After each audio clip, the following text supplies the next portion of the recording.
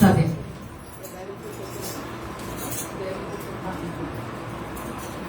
దయచేసి బైబిల్ కూడా పూర్తి చేసిన వాళ్ళు మనకి లిస్ట్ ఉన్నది. 31వ తారీఖున 11 గంటలకంతా మరి బైబిల్ పూర్తి చేసినందుకు గిఫ్ట్స్ తీసుకుంటారు కనుక దయచేసి అందరూ కూడా ఒకవేళ ఈ సంవత్సరం ఎవరైనా ముందుకు రాలేకపోతే 25లోనైనా పూర్తి చేయడానికి సిద్ధపడండి. దేవుడు మనకి ఇచ్చిన అవకాశం అండి. నిజముగా అనేక మంది బైబిల్ చదవలేకపోతున్నారు, పూర్తి చేయలేకపోతున్నారు. ఎవరో కొద్దిమంది చదువుతున్నారులేండి. చక్కగా నిఘా పెట్టి చదవాలి, సత్యం తెలుసుకోవాలి, పరిశుద్ధాత్ముడు నీకు కలుగుతాయిన అనుభవాలు తెలియజేస్తాడు అని చదివేవారు లేకపోలేదు. అయితే మీరు ఒకటి బైబిల్ గిఫ్ట్ గా తీసుకుంటున్నందుకు అర్థవంతంగా చదవండి, అది నేను కోరుకుంటుంది. ఇంకొక విషయం ఏం గమనించానంటే, బైబిల్ పూర్తి చేసిన వాళ్ళలో 1 నెల ముందుగా పూర్తి చేశాడు అనుకోండి, ఇక మాకు పట్టదు, మేము చదివేశాము అని ప్రశాంతంగా కూర్చుంటున్నారు. ఇది విశ్వాసానికి ఇది మంచిది అంటారా? ఉన్న సమయమును బైబిల్ గ్రంథంలో మీరు పూర్తి చేసిన వాళ్ళు గమనించాలి. కీర్తనలు చదవండి, 2వ సామెతలు చదవండి. ఒకవేళ 1 నెల ముందు కనుక పూర్తి చేస్తే, అయితే సంవత్సరం 2 సార్లు పూర్తి చేస్తే వాళ్ళు ఉంటున్నారు, అది వేరే సంగతి. 1 నెల ముందు కనుక ఎవరైనా పూర్తి చేస్తే ఉన్న సమయంలో కీర్తన గ్రంథం మొదలుపెట్టి రోజు 1 అధ్యాయం చదువుకుని చదవండి. చదవైతే 2 అధ్యాయాలు చదవండి. అలా కాదు అనుకుంటే సామెతలు చదవండి. ఈ 2 కూడా మేము ఈ నెలలో పూర్తి చేసామనుకుంటే పుస్తకంగా చదవండి. జీవితం యొక్క విలువ ఏమిటో, జీవితం యొక్క పరిస్థితులు ఎలా ఉంటాయో ఒకటి అతగా ఆయన రాశాడు కనుక ఎవరు కూడా వాళ్ళ బాధ్యత అయిపోయింది, బైబిల్ చదివేసామని ఒక ప్రకటన పెట్టండి. అలా చూస్తున్నాను నేను, చాలా బాధ అనిపించింది నాకు. కనుక అలా మాత్రం చేయవద్దు. దయచేసి నా 2 చేతులు జోడించి చెబుతున్నాను మీకు. ఈ విషయాన్ని మీరు గమనించి చక్కగా బైబిల్ పూర్తి చేసిన వాళ్ళు 1 నెల 2 నెలల ముందు పూర్తి చేస్తే ఈ విధంగా మీరు ఫాలో అవ్వాల్సిందిగా మనం చేస్తున్నాం. మంచిది. ఈరోజు మనం చిన్న టాపిక్ అంశంలో కొనసాగుదాం. ఈరోజు సంవత్సరం చివరకు వచ్చేసాం కనుక దేవుని ఆత్మ నాకు చిన్న విషయాన్ని బయలుపరిచింది. ఏ సంవత్సరం ఆ సంవత్సరం మన జీవితంలో ఎలా ఉన్నామో తర్వాత సంగతి. ఇక నూతన సంవత్సరంలోకి రాబోతున్నాము కనుక ఇంకొక 10 రోజులు మాత్రమే మన జీవితంలో ఈ నూతన సంవత్సరం, పాత సంవత్సరం ఉండిపోతుంది 24. ఈ 24లో మన యొక్క ఆత్మీయ జీవితం ఎలా ఉన్నామో లేదా రాబోయే కాలంలో ఎలా ఉండబోతున్నామో అనే దాని మీద దేవత దేవుడు నాకు ప్రేరేపించి బయలుపరచిన విషయము కానుక అనే విషయం గురించి మాట్లాడుకున్నాం. కానుక అనగా ఆఫరింగ్. ఆఫరింగ్ అనడంతోనే మీరు అనుకున్నారు మేము ప్రార్థన అంతా అయిపోయిన తర్వాత, ముగింపు అయిన తర్వాత ఎంతో కొంతగా వేస్తున్నాము కదండి అని అనుకుంటున్నారు కదా. సరే, అది ముఖ్యమే, నేను కాదను. దాన్ని కూడా పోల్చి చెప్తా. ఈరోజు దాన్ని కూడా పోల్చి చెప్తా. అది ముఖ్యమే. కానీ దేవుడు మనతో మాట్లాడబోతున్నటువంటి విషయము, ఇప్పుడు జరిగినటువంటి విషయము, ఇక జరగబోతున్నటువంటి భవిష్యత్తు జీవిత విషయంలో దేవుడు ఒక మంచి భాగస్వామిగా అయిపోవడానికి సిద్ధమయ్యాడు. దేవుడు స్తోత్రం. కనుక భాగస్వామి అంటే ఎవరు అసలు? ఏమనుకోకండి. భాగస్వామిని ఎవరినంటారు? భార్య భర్తకు భాగస్వామి, భర్త భార్యకు. చెప్పండమ్మా, అదే సంగతి. కానీ దేవాది దేవుడు అంటున్నాడు, నేను నీ పట్ల, నీ జీవితానికి, నీ ప్రవర్తనకు, నీ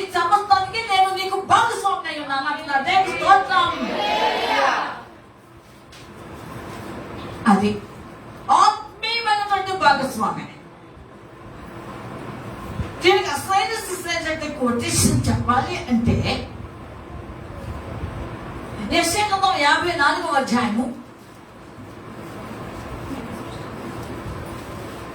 యెషయా గ్రంథము 54వ అధ్యాయము. అక్కడ రాస్తాడు యెషయా ప్రవక్తలో ఉన్న దేవుని ఆత్మ, నిన్ను సృష్టించిన వాడు 5, నిన్ను సృష్టించిన వాడు నీకు భర్త అయి ఉన్నాడు. అంతే. సైన్యములకు అధిపత్యకు యెహోవా అని ఆయనకు పేరు. అది కనుక నిన్ను సృష్టించిన వాడు ఏమై ఉన్నాడు? నీకు భర్త అయి ఉన్నాడు. కనుక స్త్రీలకైనా పురుషుడికైనా రేపు దేవుని రాజ్యములో అందరికీ ఆయనే భర్త, ఆయనే భర్త. ఆయనను గొర్రె పిల్లగా పోల్చబడటం జరిగింది. గొర్రె పిల్ల వివాహ మహోత్సవ సమయం అని రాయబడి ఉంది. భర్త అయిన యేసు ప్రభువారితో భారీగా సిద్ధపడినటువంటి పెళ్లి కుమార్తె యావత్ ప్రపంచ సార్వత్రిక సంఘము వెళ్ళిపోయినట్టు వారందరికీ ఆయన భర్త అయి ఉన్నాడు. దేవుని స్తోత్రములు. అంతకు గాను ఇక్కడ దేవుని వాక్యం సెలవిస్తున్నది, నేను నీకేమైనాను ఇంకొక మాట నా చెప్పాను. అది సంగతి. ఏమైనాను? భాగస్వామిని అయి ఉన్నాను. ఏ పరలోక సంబంధమైన భాగస్వామి. దేవుని బిడ్డలారా, లోక సముద్రం మీకు ఉన్నటువంటి భాగస్వాములు ఉన్నారు కదా, అది విషయాన్ని కాదు, అది కొట్టేయబడుతుంది. పరలోక సంబంధమైన దేవుడు మాట్లాడుతున్నాడు. ఇలాగ ఎందరైతే భాగస్వామిగా స్వీకరిస్తారో, ఎందరైతే ఆయన నామమును కైకొని సృష్టికర్త యొక్క అధీనము నేను భాగస్వామిని అని వాక్యాన్ని ఎప్పుడైతే సరెండర్ అయిపోతారో వారందరూ కూడాను ఆయన దృష్టికి ఒక కానుక అయిపోయారు. ఆఫరింగ్. దేవుని స్తోత్రం. అంతే. ఈరోజు కానుక ఇప్పటి వరకు జరిగినటువంటి దినాల్లో కానుకలాగా జీవించావో లేదో అనేది గ్రహించుకో. ఇక రాబో కాలంలో కానుకగా ఉండాలని కోరుకుంటున్నావా అనేది ప్రశ్నించుకో. ఒక తీర్మానం చేసుకో. కనుక కానుక దేవుని బిడ్డలారా, దేవుని కొరకు జీవించుటయే ఒక కానుక. నేను క్లుప్తంగా చెప్పి డిఫరెన్స్ చూపిస్తాను. నంబర్ 1, దేవుని కొరకు జీవించుటయే ఒక కానుక. 2, దేవుని కొరకు లోకాన్ని విసర్జించి, పాపమును విసర్జించి, దేవాది దేవుని యొక్క చిత్తానుసారంగా సమస్త పరిస్థితులను త్యజించి ఆయన సిలువనెత్తుకుని ఆయన వెంబడించేయడమే ఒక కానుక. దేవునికి స్తోత్రముల. 2, ఇకపోతే 3వదిగా కానుకగా నువ్వు జీవించడానికి మరొక లక్షణం ఏమిటంటే, దేవుని బిడ్డలారా, నీవు పరిశుద్ధముగా అలాగే నిష్కలంకముగా అమ్మా ఇహలోక మాలిన్యం అంటుకుండా అమ్మా కన్యక అయినటువంటి యేసు ప్రభువుని ఎప్పుడు ప్రధానము చేసుకున్నావు అనే సంగతులు గ్రహించడే ఒక కానుక. స్తోత్రం. అంతే. ఆ తర్వాత 4వదిగా కానుక. నువ్వు ఎలా ఊహించుకోవాలి నేను కానుకనయ్యాను దేవుని సందులో? ఇక దేవుని ఎంతకు వచ్చిన తర్వాత, దేవునికి నీ జీవితం అప్పగించుకున్న తర్వాత, దేవుని చిత్తం చేస్తున్న తర్వాత, దేవుడి కృప ఉన్న తర్వాత, ఆయన్నే నావాడని అనుకున్న తర్వాత, నేను ఆయన దాని అనుకున్న తర్వాత, ఇక వెనకంజమైన జీవితమే కానుక.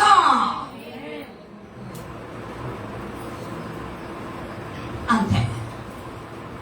కనుక ఈ విధముగా బైబిల్ గ్రంథంలో ఒక కానుకగా అయిపోయినటువంటి వ్యక్తులు ఉన్నారు. క్లుప్తంగా ఈరోజు మాట్లాడుకుందాం.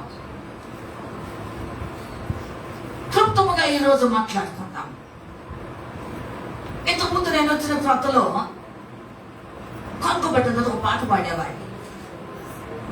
అమ్మ చక్కని పాట పాడేవాడు. నాకు ఇష్టమే అది. అంత పాటలు 2 వచనాలే కానీ 2 వచనాలు మర్చిపోయాను.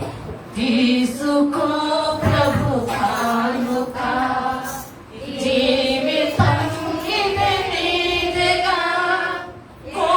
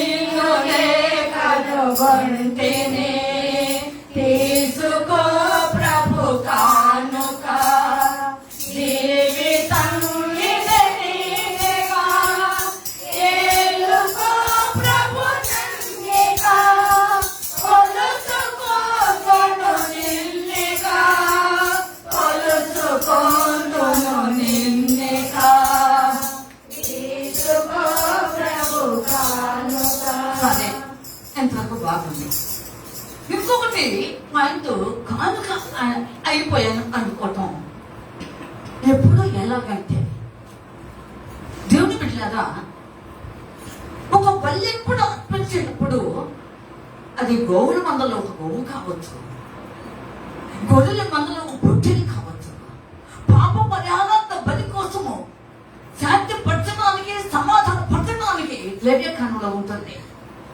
అక్కడ ఒక పావులు పనులు తీసుకుని వస్తారు, తెల్ల గుహ కూడా. అది బల్లెప్పుడు అర్పించడానికి బలిపీఠం పెట్టినప్పుడు సగం సగం కావడం, అది గుర్తుంచుకోండి, వినాలి బాగా. బల్లెప్పుడు అర్పించే ఏ బలి పశువైనా సరే, పక్షులలో గోవైనా పావులమైనా సరే, సగము మాత్రము కాలదు. ఏం కావాలి చెప్పండి అమ్మా, పూర్తిగా మొత్తం అంటండి. ఏం కావాలి గట్టిగా వాళ్ళు చెప్పండి, పూర్తిగా కాలిపోవాలి. దిస్ ఇస్ కాల్డ్ అఫరింగ్, దీనినే కానుక అంటారు. దేవుని స్తోత్రం. అంతే. ఈ రోజు 8 సంవత్సరాలు నేను జీవితం వెళ్ళిపోయినాయి. ఓటింగ్ సార్ వాస్తవే అన్నారే, వెళ్ళిపోయిన మాత్రం వాస్తవమే. కానీ అన్ని వెళ్ళిపోతున్నాయి, కానీ నువ్వు మాత్రం కాలేదు. అది గుర్తుంచుకోండి. పైవారితో సహా సంవత్సరాలు కేవలంగా సుందరిగిపోతున్నాయి, కానీ నీ జీవితం ఒక కానుక మాత్రం కాలేదు అనే సత్యం మీ అందరికీ తెలుసు. మా మాత్రం చేయకండి దేవుని సందులో. అవునా కదా? చేయాలి. పైవా చెప్తారా? కాలేదు. మరి అవడానికి సిద్ధమయ్యారా? మీరు ఎవరైనా చెప్పండి, ఎవరిని చెప్పండి అమ్మా. తలొప్పుకండి, నోరు ఉంటే ఉందిగా, లేదా చేయనే ఎత్తండి. దేవుని బిడ్డలారా, ఆలోచించుకోండి. ఈరోజు దేవుడు కానుకగా మంటున్నాడు నిన్ను నన్ను. అందుకే పిలిచాడంట. మీరు ఒకసారి పాడమ్మా, నీళ్ళు సంద్రపు నీళ్ళలో అక్కడ చివర వచ్చాడు బాగున్నాయి.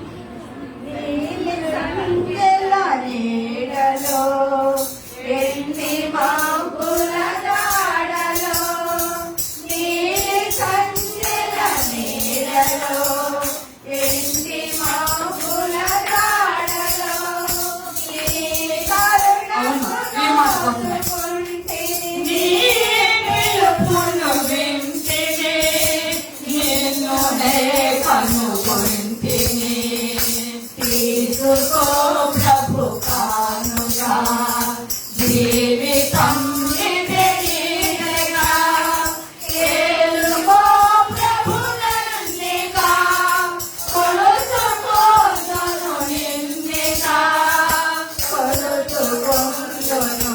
కనుక దేవుని బిడ్డలారా ఆలోచించండి. ఒక కాను కావాలి అంటే నువ్వు పూర్తిగా కాలిపోవాలి. ఏమంటే ఆలోచించండి. అన్ని జనాలు చనిపోయినప్పుడు ఆ ఎక్కట్ల మీద పెట్టి కాలుస్తారు కదా. ఒక్కోసారి కాల్చకపోతే మరి మీరు ఏం చేస్తారనేది ఒక్కొక్కసారి ఫింగర్స్ కాలకపోవచ్చు. ఇటోస్ మరి ఇవన్నీ మరి ఎలా ఉంటుందో నాకైతే తెలియదు, కానీ నువ్వు మాత్రం అదే కాలం నుండి తల వల్ల నువ్వు కాలిపోవాల్సిందే. అలా నువ్వు వీళ్ళైతేనే, నువ్వు ఇష్టపడితేనే, నువ్వు అలాగ ఆశించితేనే, నువ్వు అలాగా దేవుని యొక్క చిత్తాన్ని బట్టి నువ్వు అలాగ కాలిపోవటానికి సంసిద్ధమై ఆ బలిపీఠం ఎక్కితేనే ఒక కానుక. అప్పుడు నేను కానుక అయిపోయావమ్మా అని నువ్వు పాట పాడుకోవచ్చు. ఈ పాట కానుక వేసేటప్పుడే పాట కాదు, నీ జీవితం ప్రతిరోజు ఒక కానుకే. కానీ ఈరోజు కానుక అప్పుడు నీకైపో. నేను ఇచ్చానంటే ఇచ్చాను, తెచ్చానంటే తెచ్చాను కాదు. దీనిలో జ్ఞానులు కూడా వస్తుంది. ఈరోజు క్లుప్తంగా చెప్పేసి ముగిస్తాను. ఈరోజు అనుసరించండి ప్రియులారా. ఒక అప్పుడు నువ్వు తెచ్చావు అంటే అది కానుక అయిపోవాలి. ఆ తర్వాత కానుక అంటే ఎలా ఉంటుందో తెలుసా అండి? ఆ మరొక లక్షణంలో ఏమండి, అప్పడం మీద ఏం వేస్తారో చెప్పండి.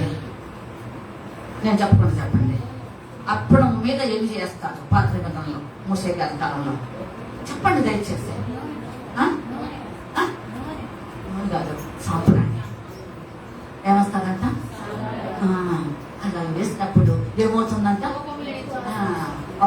దేవాది దేవుడు అంటే ఏం చేస్తాడంట? నోవహు జలప్రలయం అయిన తర్వాత బలిపీఠం కట్టి దేవుని సంధిలో బలిపీఠం చేసినప్పుడు అమ్మ సంపురాన్ని వేస్తే దేవుడు ఆగ్రానించాడంట. జలుబు చేసి కాదులే, జలుబు లేకుండా చెప్పండమ్మా. ఏమన్నాడంట? మళ్ళీ వాసన వేరు, ఉల్లి వాసన వేరు. మళ్ళీ వాసన ఎవరు ఇష్టపడరు? గజజాజి బహు ఘాటు, సమజాజి కంటే ఘాటు, చాలా పౌరు. మా సైడ్ బాగా ఉంటాయి మరి గజజాజులు కూడా. అనుసరించం ప్రియానా, నీ జీవితంలో ఒక సువాసన అయిపోవటం, దేవుడు ఒక కానుకగా అయిపోతాం. దేవుడి స్తోత్రం. ఆ కానుకలు అవటానికి కారణం అమ్మా ఒకటి, నీ సత్య సాక్ష్యం కాపాడుకోవాలి. దానిలోనే బయట చెప్తున్నా, నీకున్నటువంటి సాక్ష్యము, సత్య సాక్ష్యము, నిజము సాక్ష్యము, సువాసన సాక్ష్యము, నిన్ను నిలబెట్టిన సాక్ష్యము, నీ బ్రతుకులు మార్చిన సాక్ష్యము, నీ జీవితాన్ని మార్చిన సాక్ష్యము, నేను అన్ని విషయంలో ఎత్తిపట్టిన సాక్ష్యం అందే అది సువాసన కలిగి ఉండాలి. దేవుడి స్తోత్రం. అంతే, దేవుడు ఆగ్రహించాలి, మనుషులుగా ఆగ్రహించాలి. ముందు పోతే వెనక చెప్పుకుంటారా? వద్దు. ఏమండి, నన్ను చూడాలి అందరూ. ముందు పోతే వెనక చెప్పుకుంటారు. ఈ చెప్పుడు మాటలు ఏమొచ్చులే, పక్కన పెట్టండి. తాటాకు చెప్పులు వినబాకండి, భయపెట్టకండి. లక్షలైన చప్పులు వినిపిస్తాయి, కూకలు వినిపిస్తాయి. మనకు వ్యక్తి ఫోన్ చేసి మాట్లాడుతూ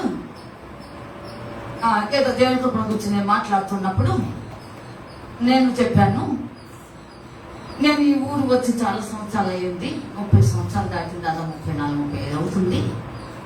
నన్ను ప్రేమించే వాళ్ళు చాలా తక్కువ మంది, నన్ను ద్వేషించే వాళ్ళే ఎక్కువ మంది. అంటేను ఆ ఎదురు వ్యక్తి అన్నారు, అక్క అది కాదు, ద్వేషించడం అది కాదు, మీ దగ్గర స్ట్రిక్ట్. పరలోకంలో ఎంత కరెక్ట్గా ఉంటుందో మీ దగ్గర కూడా అంతే కరెక్ట్గా ఉంటుంది.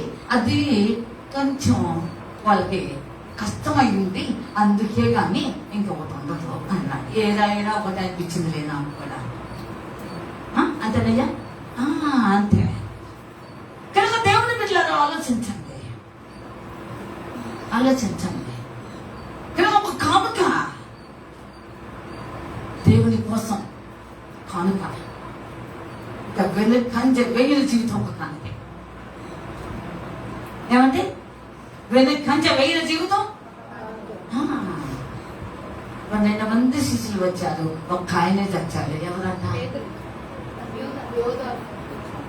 కనుక యోధ కంచె వేసేదో చనిపోయారు. పిల్లలు ఆలోచించండి. దేవుడి యొక్క దేవాది దేవుడు ఈ రోజు నేను ప్రేమించి నూతన సంవత్సరంలోకి రాబోతున్నా. నీ జీవితం గతంలో, ఈ సంవత్సరంలో, ఈ 10 రోజుల ముందు కాలంలో నువ్వు కానుకగా ఉన్నావేమో నాకు తెలీదు. ఒకవేళ లేకపోతే ఉంటే మంచిది, ఒకవేళ లేదనుకో, ఉండడానికి నీ జీవితం దేవుడికి ఎత్తుపడతావు అని దేవుని వాక్యం సెలవిస్తున్నాను. ఒక కానుక దేవుడి పెట్టలేదా? ఒక కానుక. ఇప్పుడు కానుక ఎట్లా అవ్వాలో కొంచెం ఆది కాండంలోకి వద్దాం. ఆది కాండంలో ఇద్దరు చూస్తున్నాం. నేను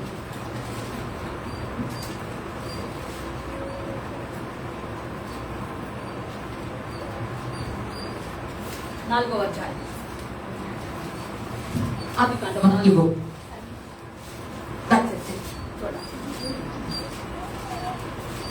ఆది కాండము 4వ అధ్యాయం. ఆది కాండము 4వ అధ్యాయము 4వ వచనం సార్. హేబెలు కూడా తన మందలో చదవమ్మా. హేబెలు కూడా తన మందలో తొలిచూలున పుట్టిన వాటిలో తొవ్విన వాటిని కొన్ని తెచ్చాను. యెహోవా హేబెలును అతని అర్పణను లక్ష్యపెట్టెను, కయీనును అతని అర్పణను ఆయన లక్ష్యపెట్టలేదు. చాలు, ఇక్కడ వినాలి. హేబెలు గురించి విషయం, ఆ విషయంలో 2 పాయింట్లు వచ్చినాయి.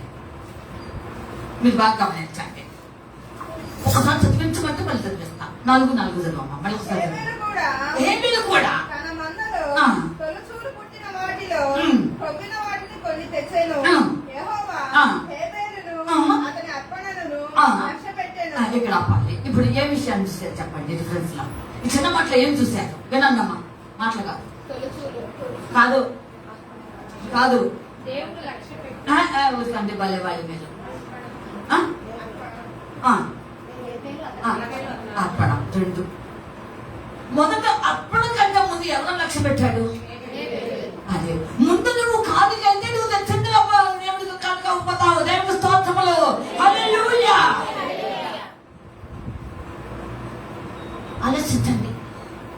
హేబేలు అర్పణను దేవుడు ఏం చేశాడంట? కనుక అర్పణగా అయిపోవాలి లేదా కాను కావాలంటే మొట్టమొదటి నిన్ను లక్ష్య పెట్టాలి దేవుడు. అర్థమవుతుందా? నిన్ను దేవుడు అంగీకరించాలి. ఆ తర్వాత నీ అర్పణను నువ్వు తెచ్చింది అంగీకరించాలి. అర్పణను కానుక. అయితే ఇది పూర్తి నెగిటివ్ అయిపోయింది కయ్యూని విషయంలో. కయ్యూని విషయంలో పూర్తి వ్యతిరేకం అయిపోయింది. ఎందుకంటే కయ్యూను లక్ష్య పెట్టలేదు. చెప్పండి. అది కనుక దేవుని బిడ్డలారా, నువ్వు నేర్చుకోవాల్సినది ఏమిటంటే ఈ సంవత్సరం చివరిలో ఏమి నేర్చుకున్నావో, ఏమి గ్రహించావో, ఏమి కానుకలు తెచ్చావో, ఏమి కానుకై ఉన్నావో నాకైతే తెలియదు. ఆ విషయం నేను అడగలేదు. దేవుడికి చెప్పుకో. అయితే దేవుడు మొట్టమొదటిగా ఈ సంవత్సరం అంతట్లో 10 రోజులకు ముందు హేబేలును నువ్వు లక్ష్య పెట్టిన దేవుడు నిన్ను లక్ష్య పెట్టాడా? ప్లస్ ఆయన లక్ష్య పెట్టాడు కనుక ఆయన తెచ్చింది ఆఫరింగ్ కానుకలు కూడా లక్ష్య పెట్టాడు. ఆయన ఒక కానుక అయిపోయాడు. దేవుని స్తోత్రం.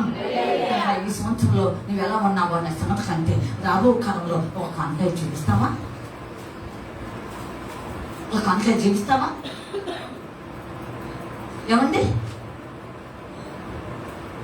దాన్ని లక్ష్య పెట్టి అనే మాటే అంగీకరించబడతా. నిన్ను యాక్సెప్ట్ చేస్తే నీ లక్ష్యం కూడా యాక్సెప్ట్ చేస్తాడు దేవుడు. ఇంకంత దాకా తిరిగే లేదు.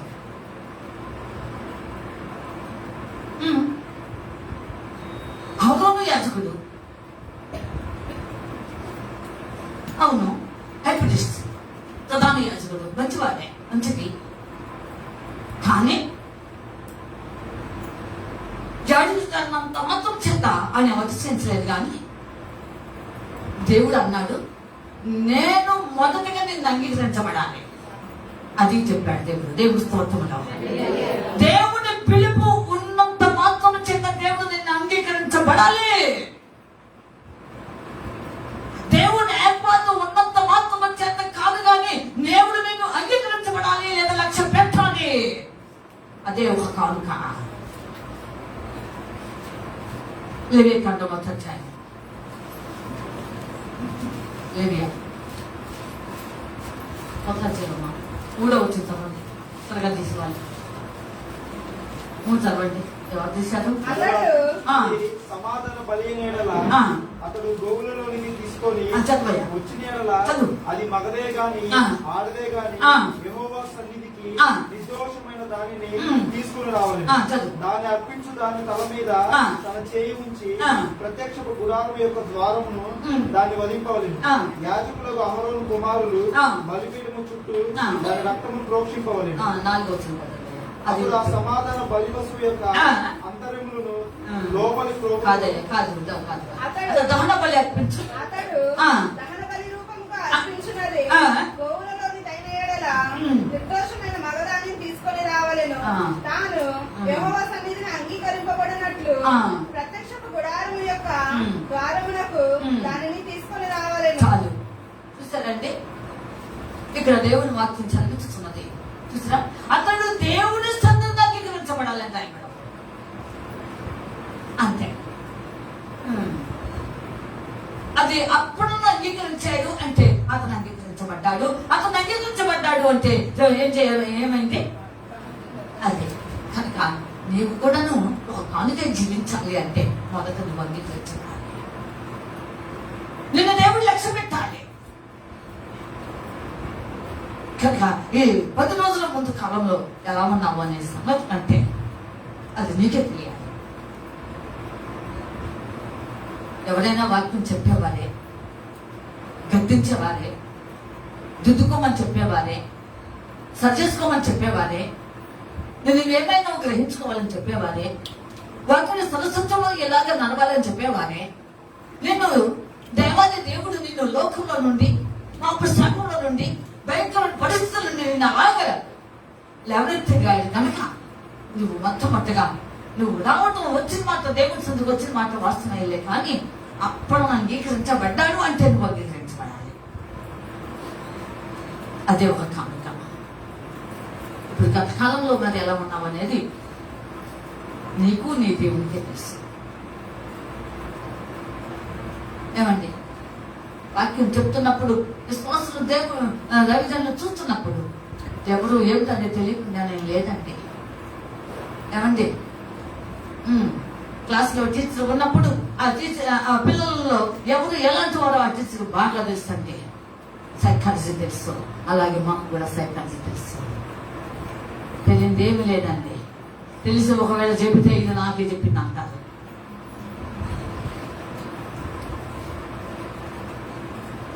ఆలోచించండి పిల్లలు. కనుక ఒకసారి మీరు ఆలోచించుకోవాలి.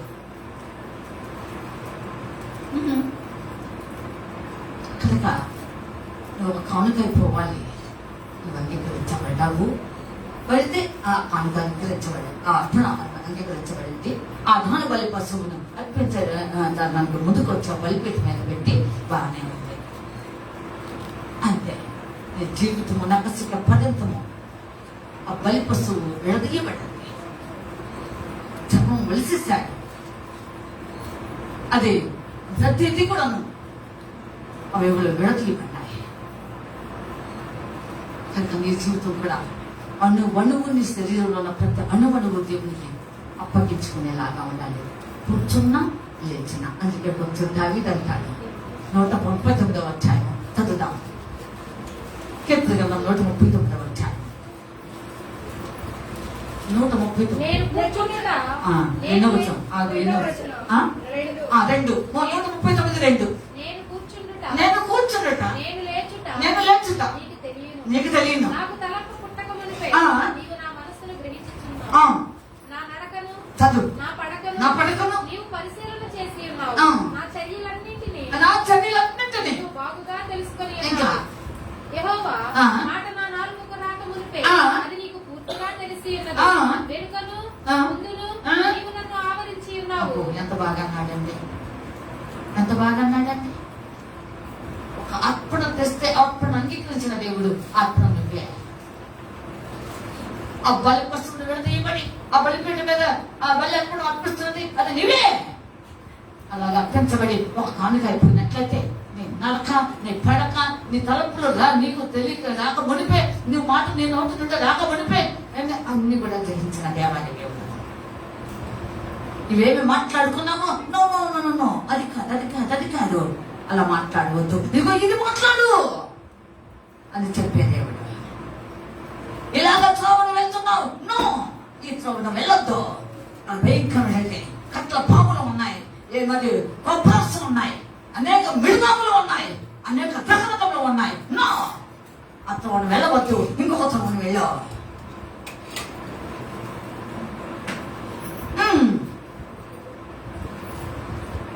ఈ త్రోవను వెళ్తున్నావా? గుంటలు మెట్టలు చాలా రకరకాలుగా ఎంతో బలములు ఉన్నాయి. నో నేను ఇప్పుడు సాఫ్ట్గా నడిపించబోతున్నాను. రా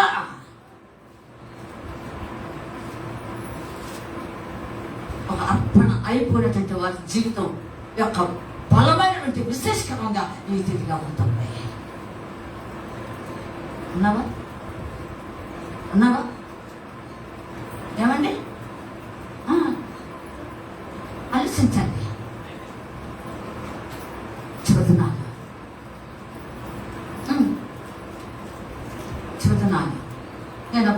రాలేదు, కాబూర్లో ఉన్నాను. బుద్ధిశ్రీ గారు కుటుంబం కొంచెం మంచి విశ్వాస కలిగిన కుటుంబం, దేవుళ్ళలో ఉన్న కుటుంబం. వాళ్ళ అబ్బాయి వైజాగ్లో బీటెక్ చేస్తున్నాడు, దేవుడు నమ్ముకున్న అబ్బాయి. వాళ్ళు టూర్ కదా అరకుకు వెళ్ళారంట. దాదాపు చాలా మంది ఉన్నారంట. అది ఒక సెకండ్ లోయలో పడిపోతుందంట.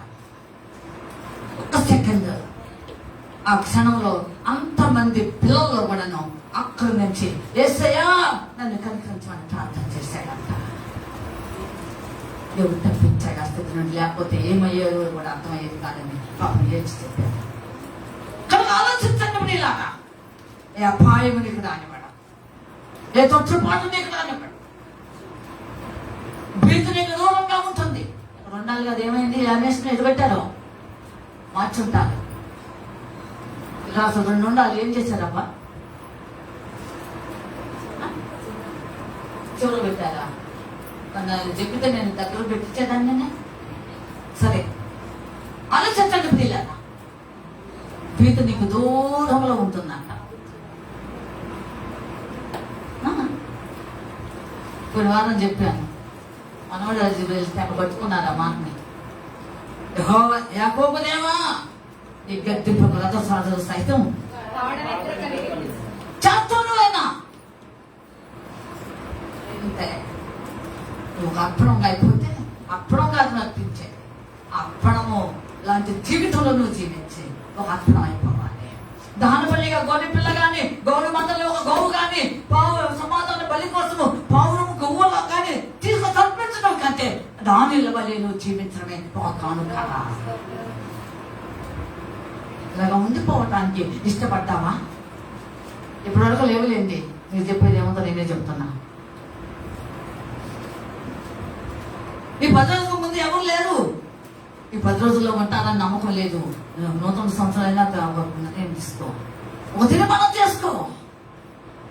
దేవుడు మెచ్చే జీవితం, దేవుడు ఇష్టపడే జీవితం, దేవుడు కోరుకున్న జీవితం. అందుకనే ఈ జీవితానికి ఒక పేరు, ఒక టైటిల్ ఇచ్చేసాడు దేవుడు. యెషయా అమ్మ ఎఫ్సీ నువ్వు కదమ్మా, నువ్వు కదలే. యెషయా 64వ అధ్యాయం చదవండి. ఏం పేరు పెట్టాడు ఇప్పుడు చూద్దాం, ఆ పేరు ఏమిటో చూద్దాం. యెషయా 64:4 విడువబడిన దానమని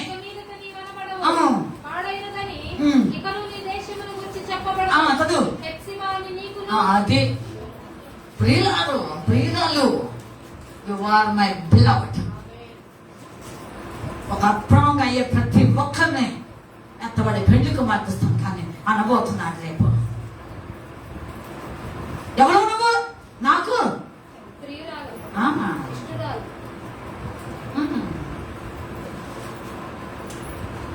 ఆలోచించండి. చదువుతున్నాను ఇక పాడైందా అనబడదు. నీకేం పేరు పెడుతున్నా తెలుసా? నీ దేశానికి ఏం పేరు పెడుతున్నా తెలుసా?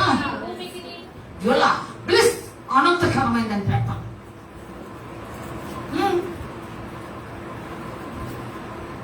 ఇక ఆ స్థితి నీకు కలగాలి అంటే ఒక తీర్మానం చేసుకో, ఒక తీర్మానం చేసుకో. ఎంతకాలం మనుషులకి ఇష్టరాలి దేవునికి ఇష్టంగా జీవించడం నేర్చుకోవాలి. కానీ మనుషుల కోసం ఏమంది తాపత్రయపడి రాబులా నువ్వు పోతుంటే ఎగిసి పడుతున్నాయి మాటలు. ఆ మాటలు చూస్తావా, దేవుడిని చూస్తావా? నువ్వు ముందు పోతుంటే వెనక మంట పెడుతున్నారు, బయట చూస్తావా, దేవుడిని చూస్తావా? నువ్వు ముందు పోతుంటే కొబ్బరాసు చేస్తుంది, కొబ్బరాసు చూస్తావా, దేవుడిని చూస్తావా?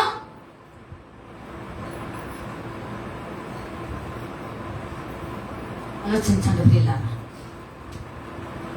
ఆలోచించండి. నువ్వు ఒక కానుకైతే ఒక వెనకకు చూడవు, ఏది చూడవు. నీకందుకు అసలు ఏది కనపడదు నాకు తెలిసినంత వరకు. అందుకని నేను దైవజనుడు ఒక ఆయన ఒకసారి స్టేజ్ మీద మాట్లాడుతూ, అప్పటికి ఇక్కడ రాలేదు, నేను కవులో ఉన్నాను, నెంబర్ 1 దైవజనుడు అగ్ని ప్రవక్త. ఆయన మాట్లాడుతూ అన్నారు, దేవుడు చూసే కంటే లోకాన్ని చూడదంట. దేవుడికి స్తోత్రం. కనుక దేవుని చూస్తున్నావు కనుక ఇక నీ వెనక ఏమి ఉన్నదో, ఏం మాటలు వినిపిస్తున్నాయో అసలు నీ చెవికి వినబడవు. దురద చెవితో అయితే వినబడుతుంది, దురద చెవి అయితే వినబడుతుంది. ఆలోచించుకోండి ప్రియులారా. అందుకనే ఇవన్నిటికీ సాదృశ్యంగా ఇజ్రాయేల్ అన్నారు దేవుని సందికి వచ్చి ఏమన్నారు ఒకసారి చూద్దామా? హోషేయ గ్రంథం 14వ అధ్యాయం. హోషేయ దానియేలు ప్రకటన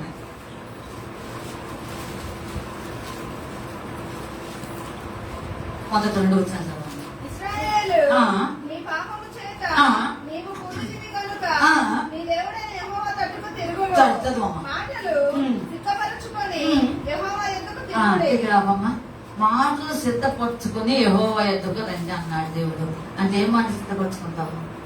అమ్మాయి వెళ్ళండి అమ్మా, తనని చూడండి. ఏం మాటలు సిద్ధపరచుకుని వస్తానబ్బా?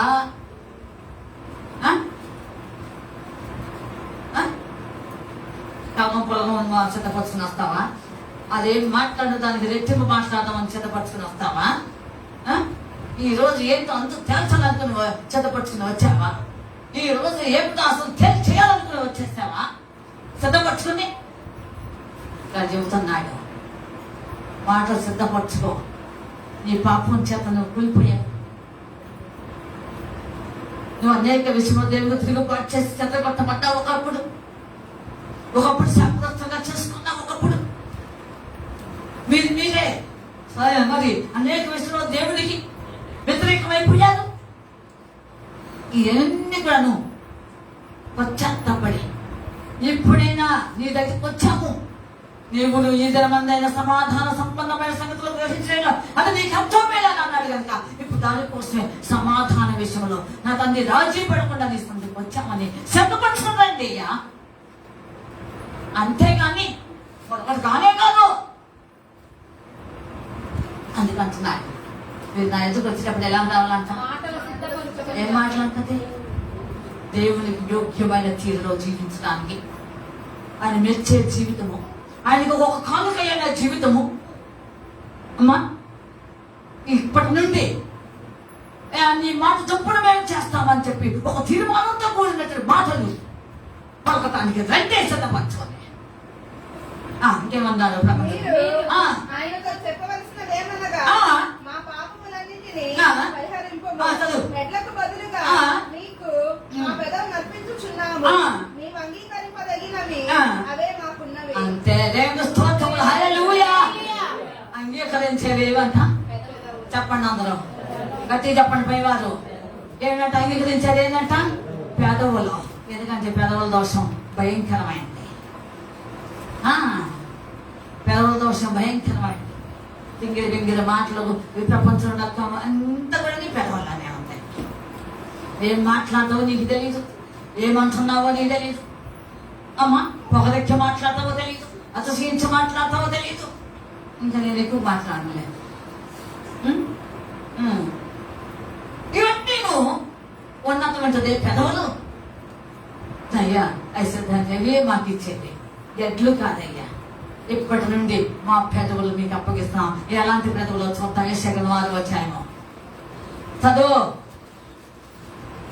చదవాలి. యెషయా 6వ అధ్యాయం చదవాలి. యెషయా 6 అంత దూరం ఎందుకులేండి, అంత అవసరం లేదు. అయ్యో 6వ వచ్చిన చదవండి. 6 అప్పుడు ఆ శతాబ్దంలో ఒకడు తాను బలిపీఠం మీద నుండి కారుతో తీసిన నిప్పును చేత పట్టుకుని నా యొద్దకు ఎగిరి వచ్చి నా నోటికి దాన్ని తగిలించి, ఇది నీ పెదవులకు తగిలేను కనుక ఈ పాపములకు ప్రాయశ్చిత్తమాయెను, నీ దోషము తొలగిపోయెను అని. ఇది అప్పగిస్తాను. ఇప్పుడు పొగరెక్కిన మాటలు, అతిశయించిన మాటలు, అహంకారిక్తమైన మాటలు, అమ్మా ఇంకా మాకు తిరుగులేదని చెప్పుకునే మాటలు, అమ్మా ఇంకా రకరకాల మాటలు, చూపిన మాటలు. ఎందుకు ఆపుకోవటం ఆత్మను? ఇవన్నీ కూడా కలిగిన పెదవులు ఉన్నవే. దేవుని యొక్క అత్యున్నతమైన సింహాసనాసీనుడైన దేవాది దేవుని కనపడుతున్నటువంటి స్థలపుల మధ్య కూర్చున్నటువంటి సింహాసనాసీనుడైన యేసు ప్రభు వారి యొక్క దర్శనం చూశాడు అంట. పాడండి పాట, అత్యున్నత సింహాసనం పాట. అత్యున్నత సింహాసనముపై ఆసీనుడవైన నా దేవా, అత్యంత ప్రేమా స్వరూపివి నీవే, ఆరాధించును నిన్నే. అత్యంత ప్రేమా స్వరూపివి నీవే, ఆరాధించును నిన్నే.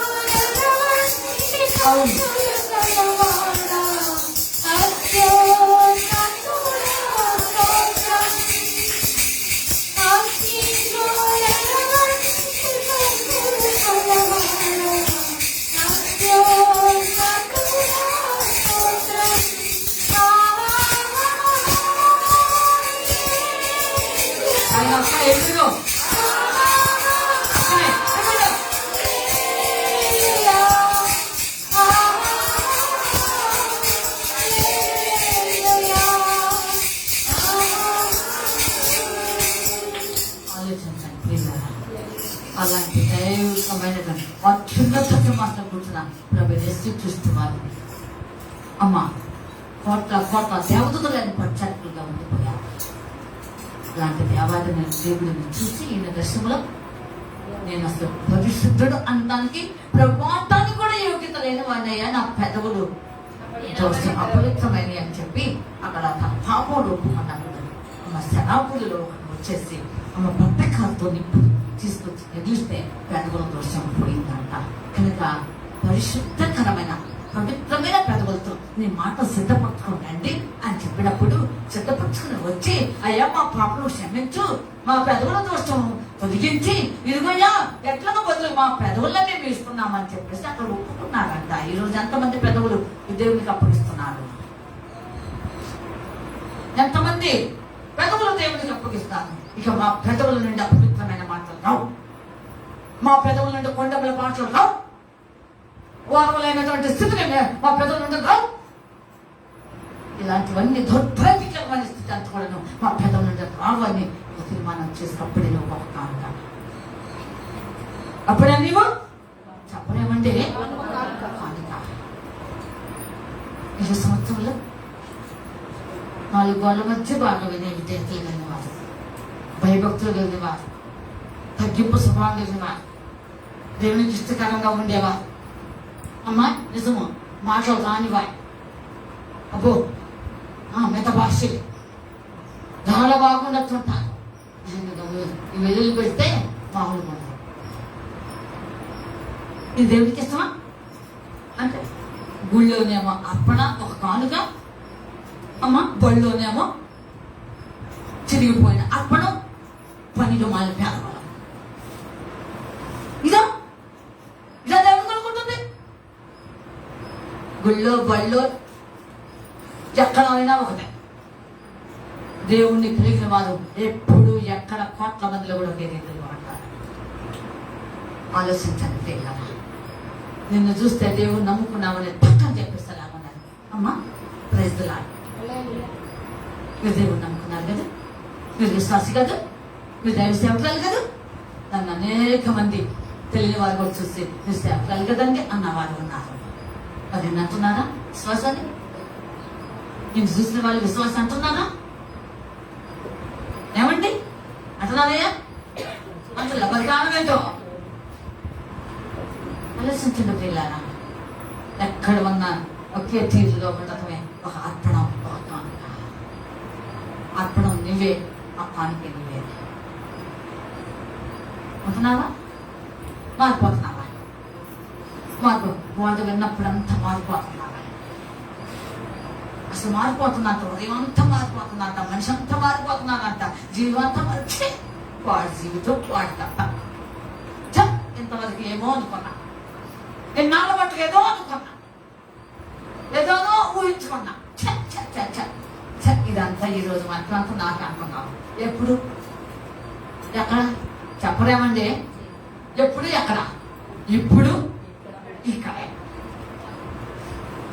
నేను ఒకటి నాకు ముగించిన తర్వాత బయటికి వెళ్ళేటప్పటికి అంత పడతాను. ఇది ఒక అర్పణ, ఇది ఒక కానుక. దేవుడు మెచ్చే జీవితం జీవించు. ఒకరితో నీకు పని లేదు. ఏమండి, ఎవరు నీకు జీతం ఇవ్వరు. నీ జీవితానికి వెళ్ళి కట్టబడినటువంటి బహుమానం దేవుడు నీకు అక్కడ సిద్ధపరచాలి. దానికోసం ప్రయాణం చేయి. నువ్వు చచ్చినా బ్రతికినా దేవుడిని పంపించు. అంతేనండి. అప్పుడే కానుకే. ఏమండి, అప్పుడు ప్రాక్టీస్కి వస్తుంది. వాళ్ళాడు పట్టుకొట్టు విజిట్ తీసుకెళ్తున్నాడు. 9 గంటలకు అంతా. ఓ రోజు విన్నాను, అప్పు అని పిలిచాడు. ఏమప్ప, అప్పుడు నాకు మంచి పేరు ఉంది, మంచి పేరు పెట్టిన అప్పు అని అంటున్నాడు. ఇదేంటమ్మా? ఏదైనా పేరు పిలవమనమ్మా, అప్పు వద్దు కానీ. ఆలోచించండి. ఇలా నాకు ఆలోచించండి. 4 గోడల మధ్య అప్పులొద్దు, పక్కలు వద్దు. 4 గోడల మధ్యైనా బయటైనా ఎక్కడ ఉన్నా సరే, వీధిలో ఉన్నా, ఇంట్లో ఉన్నా, బయట ఉన్నా, ఎప్పుడు నువ్వు కానుకే మారుతాం. ఏమారుతాం చెప్పండి. ఆ మధ్య 10 రూపీస్ కాయిన్ మాటలా మీకు తెలుసు లేదా? అవునా కాదా? ఇప్పుడు అందరూ తీసుకోకపోతే ఒప్పుకోవట్లేదంట. ఒకప్పుడు నేను ఒప్పుకోవాలా 10 రూపీస్ కాయిన్ లాగా. ఇప్పుడు అందరూ ఒప్పుకునేటట్టుగా తీసుకోవాల్సిన రూల్. అలాగే దేవుడు నీ పట్ల ఒక ఉన్నతమైన ప్రణాళిక పెట్టేశాడు. అదే కానుక. చూడనాలు ఎలా ఉన్నా ఆలోచించుకోండి. ఆలోచించుకోండి. త్వరగా ముగిస్తా, మీకే ముగించకుండా ఉండనండి. సంసోన్ జీవితాన్ని గిద్యోను చూపిస్తా పాత నిబంధనలో. దీనికంటే ముందు యాకోబుది కొద్దిగా చూపించేసి ఇంకా కొత్త నిబంధనలు ఉన్నాయి కానీ అది ఆపేస్తాం. ఒకసారి ఆ యాకోబులోనికి వెళ్ళిపోతాం. మన పితరుడు యాకోబుది ఒకసారి చూద్దాం. అదేమిటో చూద్దాం. యాకోబు విషయం చూద్దాం. ఆదికాండం 28. నేను డిఫరెన్స్ చెప్తూనే చదవండి. మీ ఇష్టం వచ్చిన డిఫరెన్స్ తీయద్దు, చదవద్దు. ఆదికాండం 28వ అధ్యాయము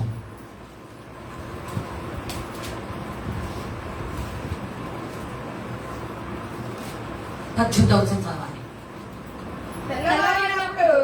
యాకోబు లేచి తాను తలగడగా చేసుకున్న రాయి తీసి దానిని స్తంభముగా నిలిపి దాని కొన మీద నూనె పోసెను.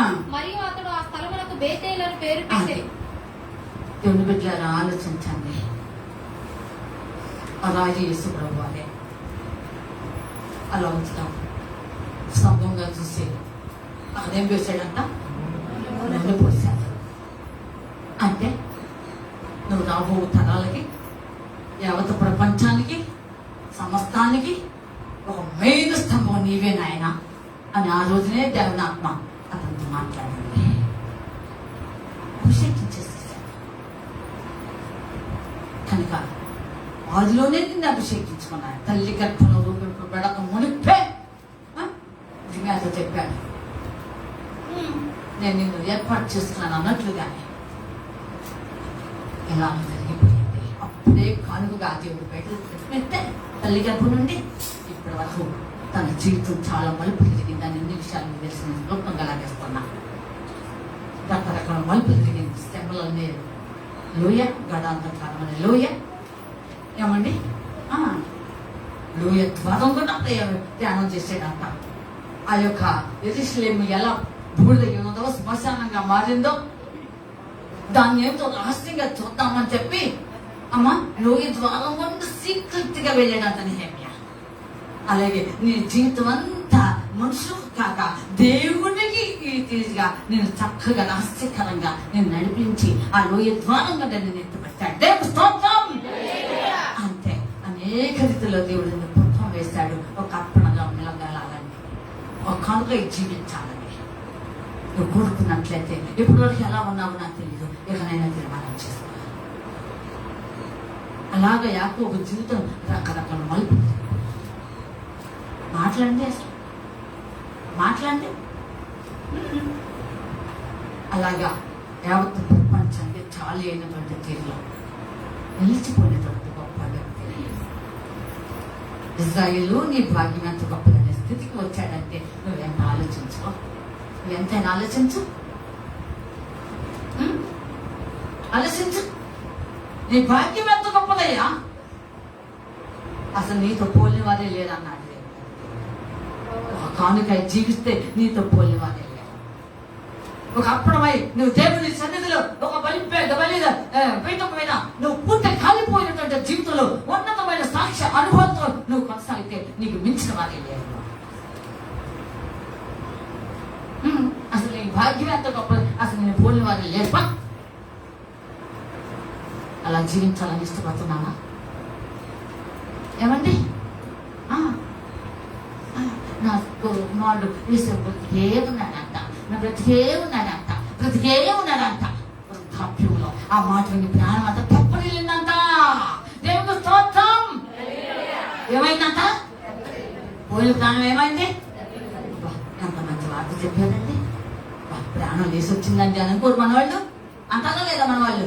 అలాగనే ఆయన ప్రాణం అంట ఎక్కడో గొట్టు పెట్టుతున్నట్టుగా ఉంటే ఎంతమంది కుమారులు ఉన్నా ఏసేపు లోటుగానే ఉండిపోయింది. బ్రతికేమున్నాడయ్యా ఆ గుప్తు దేశానికి ఏమయ్యాడంట? చెప్పండి అబ్బా. అధికారి, దేశానికి అధికారి అంటే బియ్యం.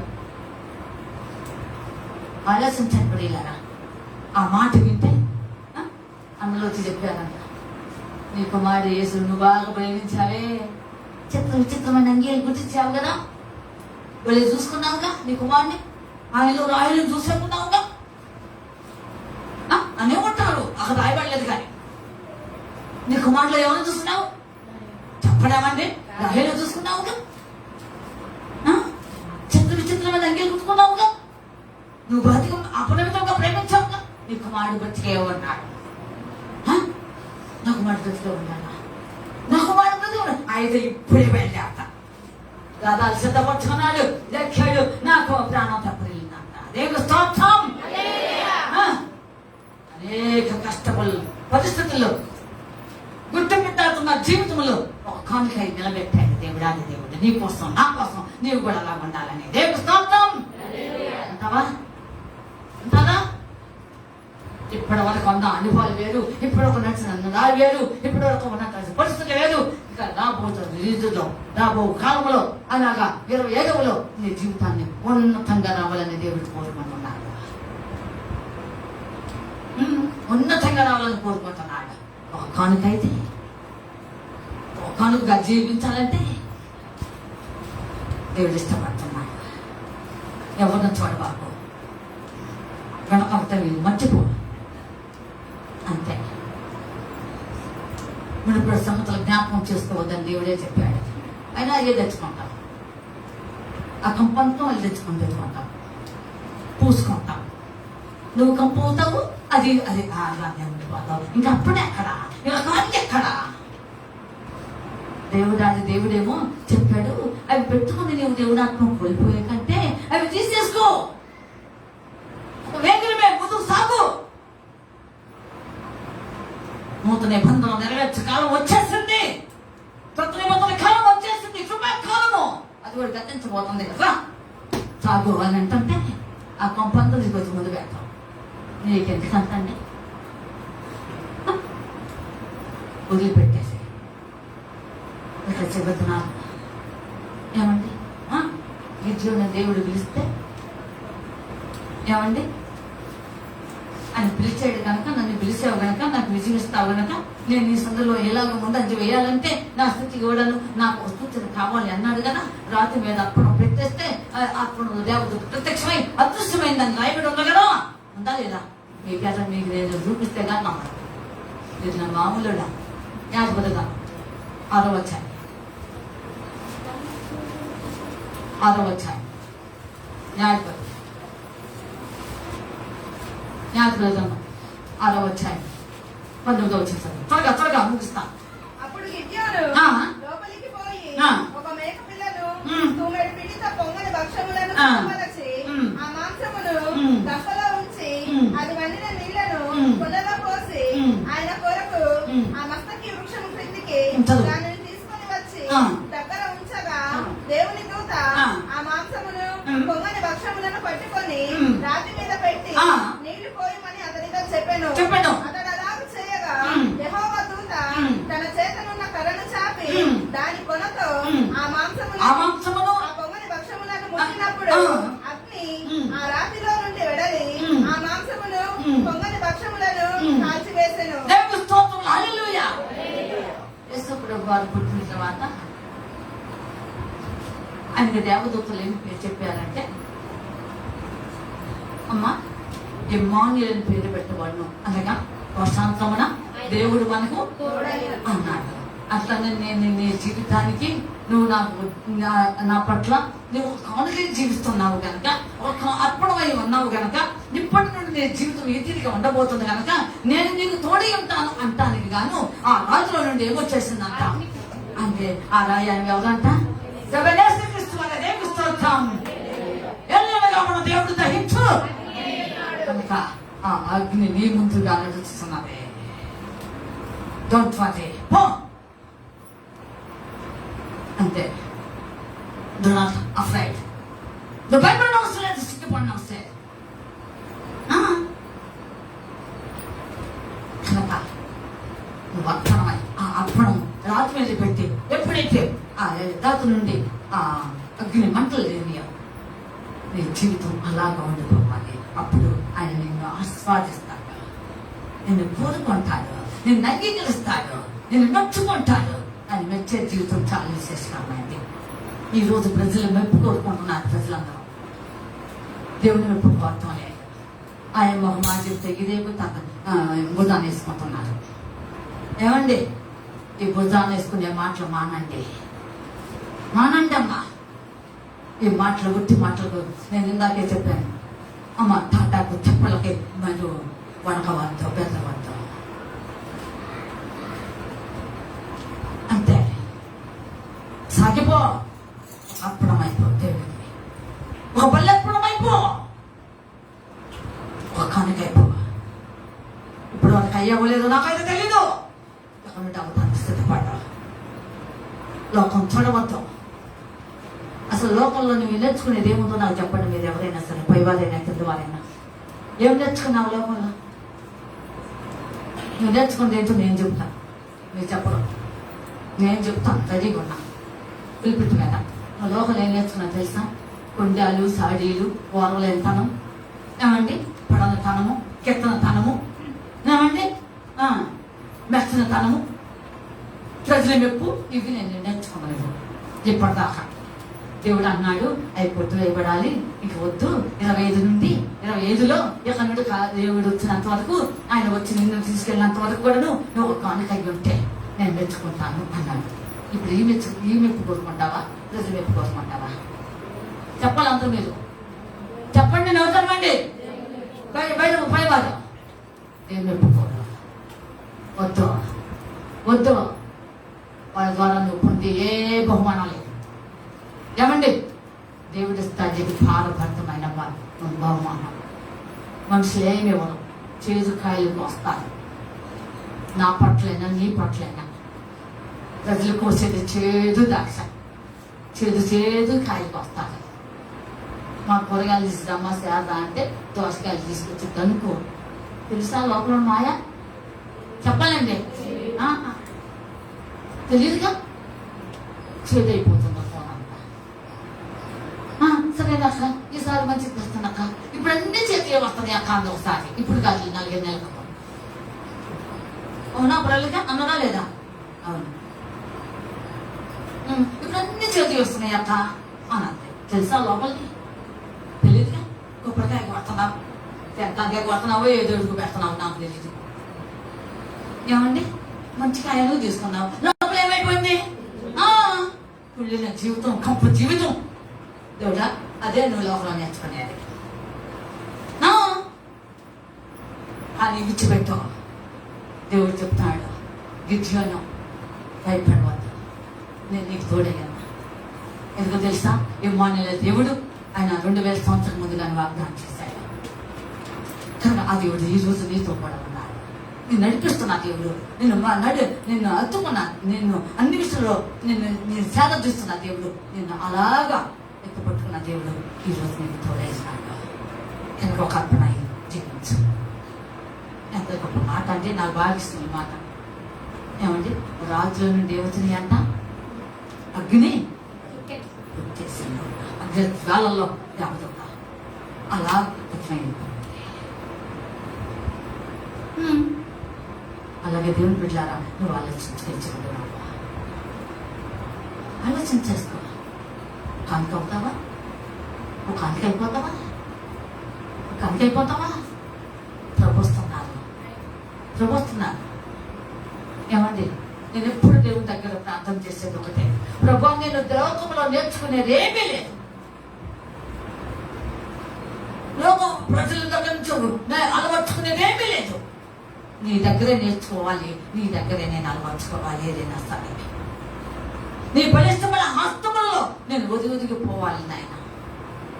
నీలా అక్కడ పదంత వరకు నేను నీ సందులో ఈ శ్రేష్ఠ జీవితంలో కూడా నేను నీకు అప్పగించుకుంటున్నాను అని చెప్పి నేను ప్రార్థన చేసుకుంటాను. అంతే దేవుని బిడ్డలారా, ఆలోచన చేసుకోండి. కానుక యవన కాలం నుండి నిన్ను దేవుడు పిలిచినంత వరకు నువ్వు కానుకలో మార్పు రాకూడదు. ఏనండి అమ్మా? ఏమండి 5 రూపాయల కాయను వెళ్ళ అమ్మ కొద్ది కాలానికి ఇది పట్టండి అంటారు. 20 రూపాయలు కూడా వచ్చేసిందిగా ఇది కూడా పట్టండి అని అంటారు. కొద్ది కాలం పోతే ఈ 10 రూపాయలు కూడా కొంతకాలం పోతే పట్టండి అంటారు. ఈ కానుక ఎక్కడైనా తిరుగుతుంది, ఎక్కడైనా పడుతుంది, అన్నిట ఎంట వంట బయట వీధిలో అమ్మ ప్రపంచంలో ఎక్కడైనా తెలియజేటువంటి కాయను అతి విలువైన శ్రేష్టమైన దేవుడు మెచ్చుకునే కానుక. ప్రజలు మెచ్చేది ఏంటండి? ప్రజలు మెచ్చేది ఏముందని ఆలోచించండి ప్రియులారా. చివరి నాలుగు కానుక అవుతావా? అవడానికి ఇష్టపడ్డావా? రాబో కాలంలో ఇప్పుడు కొన్నది ఎలా ఉన్నావో నాకైతే తెలియదు, కానీ ఇక తీర్మానం చేసుకోవాలి. ఇలా ఉండాలంటే ఒకటి ఇంటికంటే నిబంధించాలో 2-3 లక్షణాలు చెప్పేసి ముగిస్తున్నాను. టూకీగా లాగించేస్తాను. అయితే కానుక జీవించాలంటే మీ వ్యక్తిగత ఆత్మస్థితి ఎలా ఉండాలి?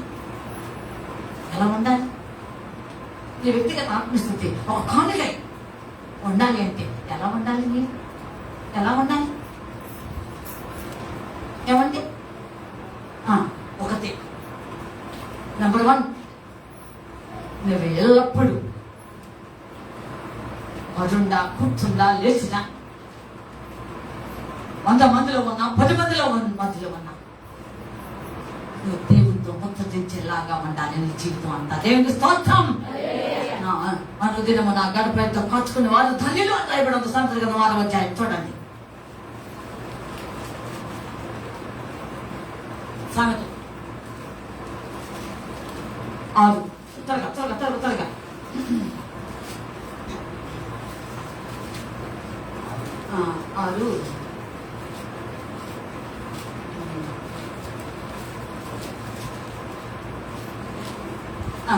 చూడండి అయ్యా. 8వ అధ్యాయం 34. అనుదినము నా గడప యొద్ద కనిపెట్టుకొని నా ద్వారబంధముల యొద్ద కాచుకొని నా ఉపదేశము వినువారు ధన్యులు. అంతే. అనుదినము నా ద్వారబంధముల యొద్ద గడప యుద్ధం అంటే ఎక్కడ ఉన్నా. ఏమండి ఇంకొక మాట చెప్పిన నా సొంత అనుభవం చెప్తాను. సంవత్సరాల వరకు వాక్యం దేవుడు నాకు బయలుపరచబడింది. ఎక్కడ ఎంత మందిలో కూర్చొని మాట్లాడుతున్నా సరే ఆ వాక్యం నా హృదయంలోనే నేను ఆకర్షణ పడుతూ ఉంటాను. ఆ వాక్యం నిజమండి, యథార్థత. నేను పులిపెట్టి వెళ్తున్నా, నేను అబద్ధం చెబుతా, నేను దేవుని లెక్క చెప్తాను. నా అనుభవం కూడా చాలాసార్లు మన వాళ్ళతో చెప్పాను కూడా. ఎంత మందిలో ఉన్నా ఆదివారం ఒక దేవుడు నాకు చెప్పమన్నటువంటి వాక్య అది నేను ధ్యానం చేస్తూనే ఉంటాను. ఎంత మందిలో ఉన్నా మాట్లాడుతున్నా సరే ఇదిగానే ఉంటుంది, ఇదిగానే ఉంటుంది. అనుదినము దేవుడితో మాట్లాడే అనుభవం రావాలి. నువ్వు కానుక ఉండాలి అంటే ఏమండి? కానుక ఉండాలంటే ఏం కావాలి చెప్పండి? మాట్లాడే అనుభవం. అందుకో పాట మీద నాతో నీవు మాట్లాడినతో ప్రభు నా ప్రియుడా నా నిజుడా నా ప్రాణనాథుడా నా రక్షకుడా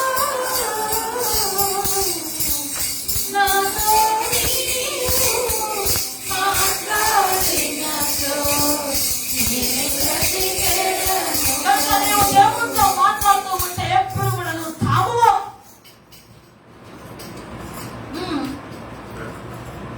దేవుడు చెప్పాడు ఆదామవ్వతోటి, నువ్వు వెనుక ఇది తింటే నువ్వు చస్తావన్నాడు. కానీ ఇప్పుడు దేవుడు చెప్తున్నాడు, నువ్వు అనుదినము నాతో మాట్లాడుతూ ఉన్నట్లయితే వాళ్ళు చస్తామని చెప్పాను, నువ్వు తావు అంటున్నాడు. అది ఒక కానుక. కానుక జీవించేవారు జీవిత అనుభవం మొట్టమొదట ఎలా ఉంటారంట చెప్పండి అమ్మా? మాట్లాడుతూ ఉంటారు. ఈ డబ్బాలు గిబ్బాలు దాబాకు వచ్చి వాళ్ళు తీసుకొచ్చు ఎలా దాబాకు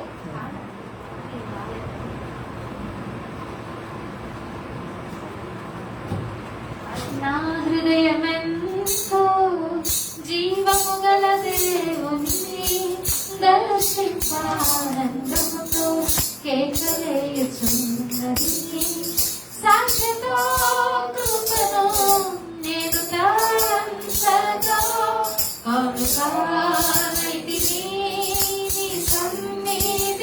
చాలు. కనుక 6వ అధ్యాయం సామెతల్లోనే అనుదినము దేవుడితో మాట్లాడే అనుభవం కలిగిన వారు ఏ తిరిగా ఉంటారో 6వ అధ్యాయంలో ఒక మాట ఉన్నది. చదువుదాం. 22 నువ్వు త్రవ్వును వెళ్ళినప్పుడు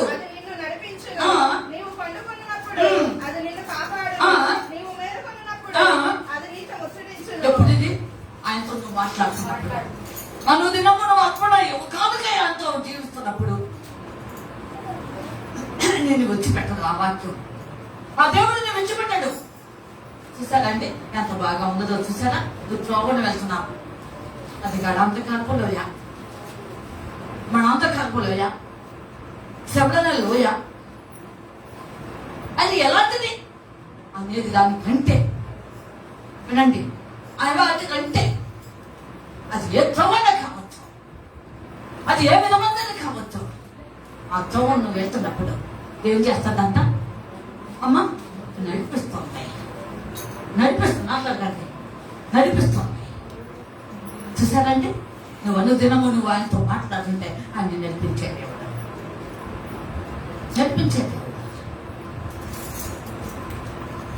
ఇప్పుడు నా అనుభవంలోకి వచ్చావా?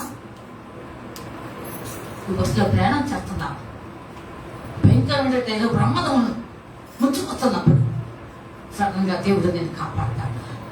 ఆయనతో మాట్లాడాను ఉన్నది. ఆలోచించండి. ట్రైన్ బోగిళ్ళు మంటలు రేగినాయి అంటే అనేక మంది సజీవంగా చనిపోతున్నారు. అట్లాంటి స్థితి నుండి కూడా నువ్వు ఆయనతో మాట్లాడుతున్నావు కనుక అనేక విధులుగా దేవుడు మన పరిస్థితుల నుండి నేను తప్పిస్తాడు.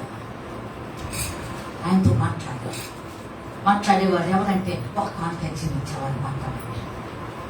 ఎరువులోకి నువ్వు వస్తున్నావా? వాక్యం చదువుతా ఆయనతో మాట్లాడుతున్నావు, ప్రార్థించడము ఆయనతో చెప్పుకుంటున్నావు, బతికిస్తున్నావు, ఆయనతో నీతో బతికిస్తున్నాడు. ఏమండి ఆలోచించండి. ఇప్పుడు ఇలాంటి అనుభవం నీ జీవితంలో వచ్చినట్లయితే ఎంత ధన్యుడు. రెండో అనుభవం చూద్దాం. రెండోది ఒక కానుక జీవించేవారు ఏ విధంగా ఉంటారో తెలుసండి? ఏ విధంగా ఉంటారో తెలుసండి? అమ్మ, ఆయన వల్లే ఉంటారు. లైక్ క్రైస్ట్ అంతే. ఆయన వల్లే కుమారుని స్వరూపంలో వచ్చే సిద్ధపడే వాళ్ళంతా ఒక కానుక ఉంటారు. అలాగా ఉంటారండి. అవును పిల్లలు, ఎంత సంతోషకరమైన మాట అండి. ఎంత సంతోషకరమైన మాట అండి.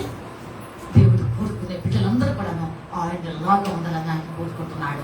మీరు కూడాను మీ లాగా ఉండడానికి మేము ప్రసవేద పడుతున్నాం ప్రభు అంటారు. ఇలాంటి బంధాన్ని నువ్వు కలిగి ఉండడం నేర్చుకుంటావా? అదే ఒక కానుక జీవితం కలిగి ఉంటావా? అలా ఉండాలంటే అమ్మ, నీవు అధికమైన మత్తులలో మాటల సందర్భాలలో లోకము దాని పరిస్థితి కొట్టివేయబడాలి. గమనించాలి. ఇక్కడ దేవుని ఆత్మ నీతో ముచ్చటించాలి. నీవు ఆయనతో ముచ్చటించే స్వభావం, ఆలోచన, అలాంటి కృప ఆ కడుగులా జీవిస్తానని చెప్పుకుంటున్నా. నీవు ఎంత మందిలో ఉన్నా సరే లోక స్థితి ఏది కూడా నీ మాటలో కనిపించుకోవాలి. దేవుని స్తోత్రం. కనుక జీవిస్తావా? ఉంటావా? నిర్ణయం తీసుకో. అది నీ అధీనమే. సంతానం కలిగిపోతున్నా నీ జీవితాన్ని మాట్లాడిపోతే బాధాకరమే. ఒకరోజు ఉన్నది ఇజ్రాయేల్ కూడాను దేవాది దేవుడు నడిపిస్తున్న కాలంలో చెప్పాడంట, మీరందరూ విశ్రాంతిలో ప్రవేశిస్తారన్నారంట. వినండి, ముగిస్తున్నా ఈ విషయంతోనే ఈ మాట. మీరందరూ విశ్రాంతిలోకి వస్తారన్నారంట. ఏ విశ్రాంతి? పగలంతా పనిచేస్తే రాత్రికి గుడి పెట్టినతో పోయే విశ్రాంతి? చెప్పండి, ఏ విశ్రాంతి మరి ఇది? ఇదంటే టిప్ స్లిప్ ఏంటిది? ఏదమ్మాదే? దేవునిలో ఒక విశ్రాంతి తీసుకోబోయే దినం రాబోతుంది. నువ్వు పడిన కష్టానికి, నువ్వు పడిన శ్రమలకు, నువ్వు పడిన అవమానాలకి, నువ్వు పడిన నిందలకు, నువ్వు పడిన ఆరోగ్య రాపిడికి, నువ్వు పడిన పరిస్థితులకి అనేక పోరాటాలు లభించిన పోరాటకరమైన జీవితము. మంచి పోరాడావు కదా, దానికి ఒక విశ్రాంతి ఇవ్వబోతున్నా దేవుడు. అమ్మ, ఆ విశ్రాంతి ప్రభు అని చెప్పాడు. అందరూ విశ్రాంతిలోకి వస్తారు, దిగలేదు అన్నాడు. కానీ అనేటువంటి వాగ్దానాన్ని అనేకంగా లక్ష్యం చేశారంట. చదువుతారమ్మా? చదవండి. ఇదే ముగింపు చేస్తున్నాను. హెబ్రీయుల రాసిన పత్రిక 4వ అధ్యాయం.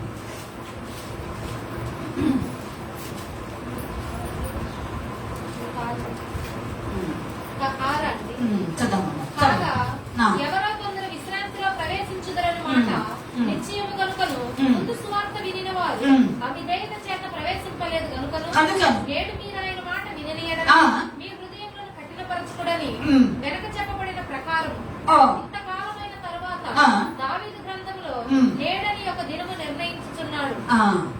చూస్తానండి దేవుని బిడ్డలారా, ఎందరో కొందరు విశ్రాంతిలో ప్రవేశించడానికి మాట నిజమే గాని అనేక మంది సువార్త విలువారు అవిధేయత చేత ప్రవేశించలేదంట. అవిధేయత, మూర్ఖత్వము, మొండి స్వభావము, మాట వినకపోవట, అమ్మ కఠిన భక్తులు. దేవుని రాజ్యం చేతండి, ఆలోచించండి. కనుక నువ్వు నిత్య విశ్రాంతిలో ప్రవేశించడానికి సిద్ధపడినట్లయితే ఆయన వాళ్ళు ఏమన్నా నాకు ఇష్టపడ్డా దేవుని బిడ్డల ఇష్టపడు. ఇంకా రాలేదా ఆయన స్వరూపంలోకి? ఏమండి, ఇంకా రాలేదా? ఇంకా 40 ఎంత టైం కావలేదు నీకు? ఏమండి, ఇంకా వయసులో అయిపోతున్నాయి, రోగాల రూపులు ఆవరించినాయి, శరీరం సృష్టించిపోయింది, బలహీనమైపోయి గర్వ అధికారమైపోయింది. ఏమండి, ఇదంతా కూడా తెల్లబడిపోయింది, జీవితం అంతా కూడా అంత ఆకుల గుతలమైపోయింది. ఎంత పరిస్థితులు వచ్చినా విశ్రాంతిలో ప్రవేశిస్తానని నమ్మకం లేదు. కఠిన ఆలోచించుకో, వడ్రంలో జాగ్రత్తగా సరి చేసుకో. కనుకవు కనుకో నీ జీవితం కనుకగా ఉండాలని ఇప్పుడు పాట పాడుతూ కనుక పడతాం. ఏమండి, జరగలేదు, ఇప్పుడు కాదు, కానీ గత 15 సంవత్సరాల క్రితం మాట. ఒకరు ఎవరు ఏమిటని చెప్పేసి మీరు బయట అనుకోవద్దు, నన్ను అడగొద్దు, తెలిసిన వాళ్ళు ఎవరికి చెప్పవద్దు.